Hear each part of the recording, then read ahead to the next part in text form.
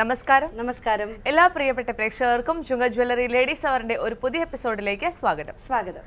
Indian cinema രംഗത്ത് വ്യക്തിമുദ്ര പതിപ്പിച്ച വ്യക്തിത്വങ്ങളെ നമ്മൾ പലപ്പോഴും പരിചയപ്പെടുത്താറുണ്ട്, അല്ലെങ്കിൽ പരിചയപ്പെടുത്തേണ്ട കാര്യമില്ല. കാരണം ഇവരുടെ ഒരു സാന്നിധ്യമാണ് അത്തരം ഈ ഒരു രംഗത്തെ ഇത്രമാത്രം മികവുറ്റതാക്കിയത്, അല്ലെങ്കിൽ അതിനെ എത്രമാത്രം റിച്ച് ആക്കിയത് എന്ന് പറയേണ്ടി വരും. അപ്പോൾ അത്തരത്തിലുള്ള ഒരു വ്യക്തിത്വമാണ് ശശി കപൂർ എന്നറിയപ്പെടുന്നത്. അതെ, ശശി കപൂർ ശരിക്കും കഴിഞ്ഞ വർഷം 79ാമത്തെ വയസ്സിൽ നമ്മളെ വിട്ടു പിരിയുകയുണ്ടായി. ഇന്ന് ശശി കപൂറിനെ കുറിച്ച് ഓർക്കാനുള്ള കാരണം ഇന്ന് അദ്ദേഹത്തിന്റെ ജന്മവാർഷികമാണ്. അതെ, ഈ ജന്മവാർഷിക ദിനത്തിൽ അദ്ദേഹം ബാലതാരമായി, അതായത് തന്റെ 4ാമത്തെ വയസ്സ് മുതൽ സിനിമാ രംഗത്ത് അല്ലെങ്കിൽ ഇന്ത്യൻ ചലച്ചിത്ര രംഗത്ത് സജീവ സാന്നിധ്യമാവുകയും 10ാമത്തെ വയസ്സിൽ മികച്ച ബാലതാരത്തിനുള്ള ദേശീയ പുരസ്കാരം നേടുകയും തുടർന്ന് ഒരുപാട് പുരസ്കാരങ്ങൾ വാരിക്കൂട്ടുകയും ചെയ്ത ഇന്ത്യയുടെ പ്രിയപ്പെട്ട ഒരു താരം കൂടിയാണ് ശശി കപൂർ.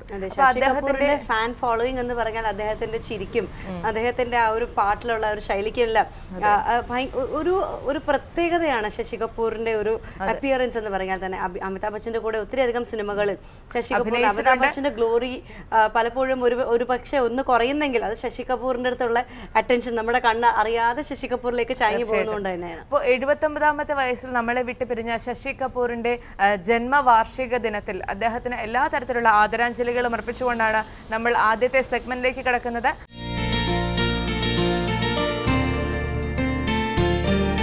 നമസ്കാരം, ചേഞ്ച് യുവർ ലൈഫിലേക്ക് ഏവർക്കും സ്വാഗതം. ഇന്ന് നമുക്ക് അതിഥിയായി എത്തിയിരിക്കുന്നത് ഷരിത ടീച്ചറാണ്. ഇംഗ്ലീഷ് സാഹിത്യമാണ് ടീച്ചറുടെ വിഷയം. ടീച്ചർ, സ്വാഗതം. നമസ്കാരം. ഇന്ന് ഏത് വിഷയത്തെക്കുറിച്ചാണ് ടീച്ചർ സംസാരിക്കാൻ പോകുന്നത്? കലാപരവും കായികവും സാഹിത്യപരവുമായ കഴിവുകൾക്ക് നമ്മുടെ ജീവിതത്തിൽ എത്രമാത്രം പങ്കുണ്ട് എന്ന വിഷയത്തെക്കുറിച്ചാണ് ഞാൻ സംസാരിക്കാൻ ആഗ്രഹിക്കുന്നത്. ഇംഗ്ലീഷ് സാഹിത്യം തിരഞ്ഞെടുക്കാൻ എന്താണ് ടീച്ചറെ കാരണം? എന്തുകൊണ്ടോ വളരെ ചെറുപ്പം മുതലേ കലയോടും സാഹിത്യത്തോടും എനിക്കേറെ ഇഷ്ടമായിരുന്നു. എൻ്റെ അഭിപ്രായത്തിൽ കൊടുക്കും തോറും കൂടി വരുന്ന ഒന്നേ ഉള്ളൂ അറിവ്. അറിവ് സൂക്ഷിച്ചു വെക്കാൻ നമുക്ക് അക്ഷരങ്ങൾ വേണം. എന്നാൽ അക്ഷരങ്ങൾ കണ്ടെത്തുന്നതിന് മുമ്പേ മനുഷ്യർ ചുണ്ടുകളിൽ നിന്നും കാതുകളിലേക്ക് അറിവ് പകർന്നിരുന്നു, കൈമാറ്റം ചെയ്തിരുന്നു. നമ്മളെ കഴിവും ആസ്വാദനശേഷിയും സർഗാത്മകതയുമൊക്കെ അക്ഷരത്തിൻ്റെ പാത്രത്തിൽ നിറച്ച് കാലങ്ങളോളം മനുഷ്യ മനസ്സുകളെ നിറയ്ക്കുന്ന ഒന്നാണ് സാഹിത്യം. അത് തന്നെയാവണം പഠനത്തിന് സാഹിത്യം തിരഞ്ഞെടുക്കുക എന്ന ഒരഭിപ്രായത്തിലേക്ക് ഞാൻ എത്തിച്ചേർന്നത്. അതുകൊണ്ടാണ് ഈ വിഷയത്തിലേക്ക് എത്തിയത്. നമ്മുടെ ജീവിതത്തിൽ കലയ്ക്കും സാഹിത്യത്തിനും കായിക രംഗത്തിനുമുള്ള പ്രാധാന്യം എന്താണ്? നമ്മുടെ ജീവിതത്തിൽ പഠനത്തിനും അറിവിനും ഒപ്പം നിൽക്കേണ്ട കാര്യങ്ങളാണ് കലാപരവും കായികവും സാഹിത്യപരവുമായ കഴിവുകൾ എന്നെനിക്ക് തോന്നിയിട്ടുണ്ട്. ഇത്തരം കഴിവുകളെ ചെറുപ്പത്തിൽ തന്നെ നമ്മൾ വളർത്തിയെടുക്കുകയാണെങ്കിൽ കഴിവുറ്റ മികച്ച വ്യക്തിത്വങ്ങളെ നമുക്ക് സൃഷ്ടിച്ചെടുക്കാൻ കഴിയുമെന്ന് തോന്നിയിട്ടുണ്ട്. എല്ലാ ആളുകളിലും എല്ലാവരിലും ഇത്തരത്തിലുള്ള കഴിവുകൾ ഉണ്ടായിരിക്കുമോ? അത്ഭുതകരങ്ങളായ ഒരുപാട് കഴിവുകളുടെ ഉടമകളാണ് ഓരോ മനുഷ്യരും. അവനവനിൽ അന്തർലീനമായിരിക്കുന്ന അത്തരം ജന്മവാസനകൾ ഏതൊക്കെയെന്ന് തിരിച്ചറിയുകയാണ് പ്രധാനം. അത്തരം ജന്മവാസനകളെ നേരത്തെ തിരിച്ചറിഞ്ഞാൽ അത് ജീവിത വിജയത്തിന് വളരെയേറെ സഹായിക്കും. എന്നാൽ ആ ഒരു തിരിച്ചറിവ് വളരെ പെട്ടെന്നൊരു ദിവസം ഉണ്ടാകുന്നതല്ല. നിരന്തരമായ കണ്ടെത്തലുകളും പരിശീലനവും പ്രയത്നവും ഇതിൻ്റെ പിന്നിലെ ആവശ്യമാണ്. ഈ വാസനകളെ കണ്ടെത്താൻ പറ്റുക എന്ന് പറഞ്ഞല്ലോ, അത് ആർക്കാണ്, എങ്ങനെയാണ് അത് കണ്ടെത്താൻ സാധിക്കുന്നത്? ഞാനിപ്പോഴും ഓർക്കുന്നുണ്ട്, 5ാം തരത്തിൽ പഠിക്കുമ്പോൾ പഠനയാത്രാ സംഘത്തോടൊപ്പം എന്നെ കന്യാകുമാരിയിലേക്ക് യാത്ര പോകാൻ അനുവാദം തന്ന എൻ്റെ അച്ഛനാണ് ആത്മവിശ്വാസത്തിൻ്റെ ആദ്യ പാഠം എന്നിലേക്ക് പകർന്നു തന്നത്. പുതിയ കുപ്പായവും ബാഗും വാങ്ങിത്തന്ന് കൂട്ടുകാരോടൊപ്പം സ്കൂളിൽ നിന്ന് യാത്രയച്ച അമ്മയും തൻ്റെ പോലീസ് ജോലിയിലെ തിരക്കിനിടയിലും തീവണ്ടി സ്റ്റേഷനിൽ യാത്രയയക്കാൻ മിഠായിയും മധുര പലഹാരങ്ങളുമായി കടന്നു വന്ന അച്ഛനും തന്നെയാണ് അറിവിൻ്റെയും കലയുടെയും സാഹിത്യത്തിൻ്റെയും ലോകത്തേക്ക് എന്നെ കൈപിടിച്ച് നടത്തിയത് എന്ന് ഇന്നും ഏത് വേദിയിലും എനിക്ക് ധൈര്യപൂർവ്വം പറയാൻ സാധിക്കും. എൻ്റെ 11ാം വയസ്സിലെ ക്ലാസ്സിലെ പ്രസംഗം കേട്ട് എന്നെ പ്രസംഗവേദിയിലേക്ക് കയറ്റിവിട്ട എൻ്റെ പ്രധാനാധ്യാപകനായിരുന്ന നാണു മാസ്റ്റർ, അദ്ദേഹം എനിക്ക് പകർന്നു തന്ന ആർജവവും ഊർജവും തന്നെയാണ് പിന്നീട് സ്കൂൾ കലോത്സവങ്ങളിലും മറ്റ് കേരളോത്സവ വേദികളിലും ഇങ്ങനെ ഒരുപാട് വേദികളിൽ സംസ്ഥാന പ്രസംഗ മത്സര വിജയിയാകുന്നതിന് വരെ എന്നെ സഹായിച്ചിട്ടുള്ളത്. അതുകൊണ്ട് എൻ്റെ അഭിപ്രായത്തിൽ ഏതൊരു കുഞ്ഞിനെയും അവൻ്റെ ആത്മവിശ്വാസം വളർത്തേണ്ടതും പ്രോത്സാഹനം നൽകേണ്ടതും അവൻ്റെ കഴിവുകളെ കണ്ടെത്തി കൊടുക്കേണ്ടതും രക്ഷിതാക്കളും അധ്യാപകരും തന്നെയാണ്. എന്നാൽ സുഹൃത്തുക്കൾക്കും നമ്മളുടെ കഴിവും ആത്മവിശ്വാസവും വളർത്തുന്നതിൽ ഏറെ പങ്കുണ്ടെന്ന് എനിക്ക് തോന്നിയിട്ടുണ്ട്. നല്ല സൗഹൃദങ്ങൾ നമ്മുടെ മനസ്സിൻ്റെ ഉന്മേഷം വർദ്ധിപ്പിക്കുമെന്ന് പലപ്പോഴും കരുതിയിട്ടുണ്ട്. അത് അനുഭവിച്ചിട്ടുമുണ്ട്. കലോത്സവ വേദികളിലും പ്രസംഗ മത്സരത്തിലും 1ാം സ്ഥാനം വാങ്ങിയതിനെ പറ്റി ടീച്ചർ ഇപ്പോൾ പറഞ്ഞു. എങ്ങനെയാണ് താങ്കളുടെ കലാരംഗത്തേക്കുള്ള ആ പ്രവേശനം? നേരത്തെ ഞാൻ സൂചിപ്പിച്ചു പ്രസംഗവേദിയിലേക്ക് എങ്ങനെയാണ് എത്തിയതെന്ന്. ഈ പറഞ്ഞ ഇതേ വിദ്യാലയത്തിൽ UP ക്ലാസ്സുകളിൽ പഠിക്കുമ്പോഴാണ് നൃത്തത്തിനും എന്നെ എൻ്റെ അധ്യാപിക തിരഞ്ഞെടുക്കുന്നത്. സംഘനൃത്തത്തിലെ ഒരംഗമായിട്ടായിരുന്നു എന്നെ ആദ്യം തിരഞ്ഞെടുത്തത്.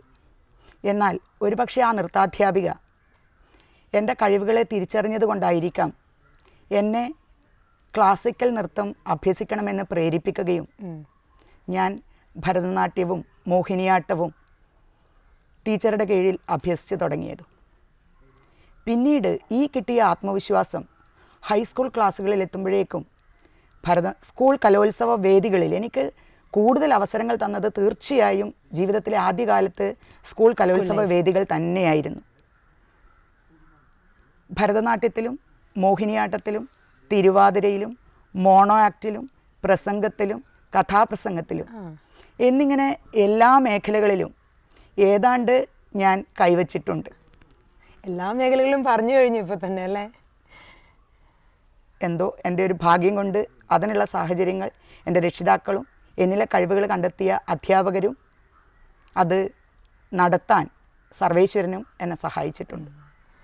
ഒരു കുട്ടിക്ക് ഇത്തരത്തിൽ ഉയരണമെങ്കിൽ പല സ്ഥലത്തു നിന്നുള്ള പ്രേരണകളും പ്രചോദനങ്ങളും വേണം അല്ലേ? അതിൻ്റെ പ്രാധാന്യം എന്താണ്? എങ്ങനെയാണ് അത് ആ കുട്ടിയെ മാറ്റിയെടുക്കുന്നത്? തീർച്ചയായും ഒരു കുട്ടിക്ക് ഇത്തരം കഴിവുകളെ വളർത്തണമെങ്കിൽ ചെറുപ്പകാലം മുതലേ തന്നെ നേരത്തെ സൂചിപ്പിച്ചതുപോലെ അധ്യാപകരും രക്ഷിതാക്കളും സുഹൃത്തുക്കളും അവനെ പ്രചോദിപ്പിക്കാൻ ഉണ്ടായിരിക്കണം. അതിൻ്റെ ഫലമെന്തെന്നാൽ ഇന്ന് മത്സരവേദിയിലാകട്ടെ മറ്റൊരു സ്ഥലത്താകട്ടെ പ്രസംഗവേദിയിൽ കയറി നിന്ന് 2 വാക്ക് സംസാരിക്കാൻ കഴിയുന്ന ഒരു കുട്ടിക്ക് നാളെ ജീവിതത്തിൽ ഒരഭിമുഖം നേരിടുമ്പോഴോ ജീവിതത്തിലെ ഏതെങ്കിലും ഒരു പ്രതിസന്ധി നേരിടുമ്പോഴോ അതിനെ ധൈര്യപൂർവ്വം നേരിടാൻ സാധിക്കുമെന്ന് എനിക്ക് തോന്നുന്നു, അല്ലെ ഞാൻ വിശ്വസിക്കുന്നു. നിസ്സംശയം പറയാം, സാധിക്കും. പിന്നെ മനുഷ്യൻ്റെ ഉള്ളിലിരിക്കുന്ന നന്മയെ വിളിച്ചുണർത്തുന്നവനാണ് കവി എന്ന് നമ്മൾ കേട്ടിട്ടുണ്ട്. അത് വളരെ അർത്ഥവത്താണെന്ന് തോന്നിയിട്ടുണ്ട്. സാഹിത്യം ആസ്വദിക്കാൻ നമ്മളെ ഏറെ സഹായിക്കുന്ന ഒന്നാണ് വായന. നമുക്ക് പരിചിതമല്ലാത്ത ലോകത്തെ നമ്മുടെ പരിചിത വലയത്തിലേക്കാക്കുവാൻ നമ്മുടെ വായന നമ്മളെ സഹായിക്കും. എന്നാൽ ഈ കലാവാസനകൾ തിരിച്ചറിയപ്പെടാതെ പോകുന്നത് അഥവാ ജന്മവാസനകൾ ഉള്ളിൽ കൊണ്ടു നടക്കുകയും അതിനെ പരിപോഷിപ്പിക്കുവാനുള്ള സാഹചര്യങ്ങൾ നമുക്ക് ലഭിക്കാതിരിക്കുകയും ചെയ്യുമ്പോൾ ആ വാസനകൾ ചൈതന്യമറ്റതായി പോകും. അതുകൊണ്ട് തന്നെയാണ് ഇത്തരം വാസനകളെ കണ്ടെത്തുന്നതിന് ചുറ്റുവട്ടത്തുമുള്ളവർക്ക് അല്ലെങ്കിൽ അവരെ വളർത്തിയെടുക്കുന്നവർക്ക് ഏറെ പ്രാധാന്യമുണ്ട് എന്ന് ഞാൻ പറയാനുള്ള കാരണവും. മറ്റൊന്നുകൂടി, കലാപരവും സാഹിത്യപരവുമായ കഴിവുകളെപ്പോലെ തന്നെ പ്രാധാന്യമുള്ള ഒന്നാണ് കായികമായ കഴിവുകൾ. കായിക വിനോദങ്ങൾ നമ്മൾക്ക് വ്യായാമവും അതുവഴി ശരീരത്തിനും മനസ്സിനും ഉണർവും പ്രദാനം ചെയ്യും. കായിക വിനോദത്തിൽ ഏർപ്പെടുമ്പോൾ അവ നമ്മുടെ അലസതയെ നീക്കിത്തരികയും നമ്മളെ ഉണർവുള്ളവരാക്കി ചെയ്യുന്ന മേഖലകളിൽ നന്നായി ചെയ്യാനുള്ള പ്രേരണ നൽകുകയും ചെയ്യും. അതുകൊണ്ട് തന്നെ കായിക വിനോദത്തിനും ജീവിതത്തിൽ വളരെയേറെ പ്രാധാന്യമുണ്ട്. മാത്രമല്ല, കരുത്തുറ്റ കായിക താരങ്ങളെ കണ്ടെത്തി ഇന്ന് രാഷ്ട്രം വലിയ പുരസ്കാരങ്ങൾ നൽകി ആദരിക്കുന്നുമുണ്ട്.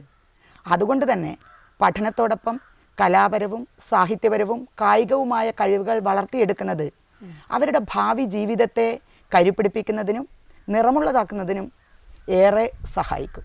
കലാകായിക രംഗത്തെ പറ്റി ടീച്ചർ പറഞ്ഞുവല്ലോ. അപ്പോൾ ടീച്ചറുടെ ഫാമിലിയെ പറ്റി ഒന്ന് പറയാമോ?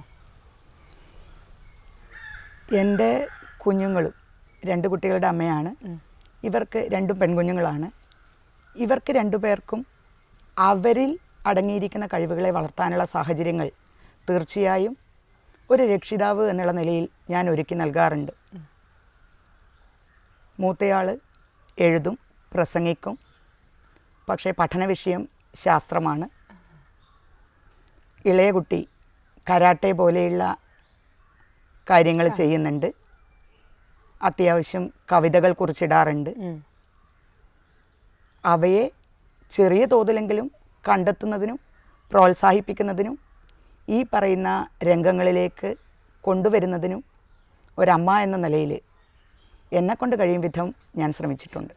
നമ്മുടെ ഈ സംഭാഷണം അവസാനിക്കുമ്പോൾ പ്രേക്ഷകരോട് എന്താണ് ടീച്ചർക്ക് പറയാനുള്ളത്? കുമാരനാശാൻ സൂചിപ്പിച്ച പോലെ തേച്ച് മിനുക്കിയാൽ കാന്തിയും മൂല്യവും വാച്ചിടുന്ന അനേകം കല്ലുകൾ നമ്മുടെ ഇടയിലുണ്ട്. ഈ കല്ലുകളെ കണ്ടെത്തേണ്ടതും ഈ കഴിവുകളെ തിരിച്ചറിയേണ്ടതും അധ്യാപകരും രക്ഷിതാക്കളും സുഹൃത്തുക്കളും തന്നെയാണ്. ഒരാളിൻ്റെ കഴിവിനെയും താഴ്ത്തിക്കെട്ടാതെ അവരിലെ കഴിവുകളെ നമുക്കാവും വിധം പ്രോത്സാഹിപ്പിച്ച് പ്രചോദനം നൽകി അസാധ്യമായ പല ലക്ഷ്യങ്ങളെയും നേടുന്നതിന് അവരെ സന്നദ്ധരാക്കുന്നതിനും നമ്മൾക്ക് സാധിക്കട്ടെ. ഇത്രയും നേരം നമ്മോടൊപ്പം സമയം ചെലവഴിച്ച ടീച്ചർക്ക് നന്ദി.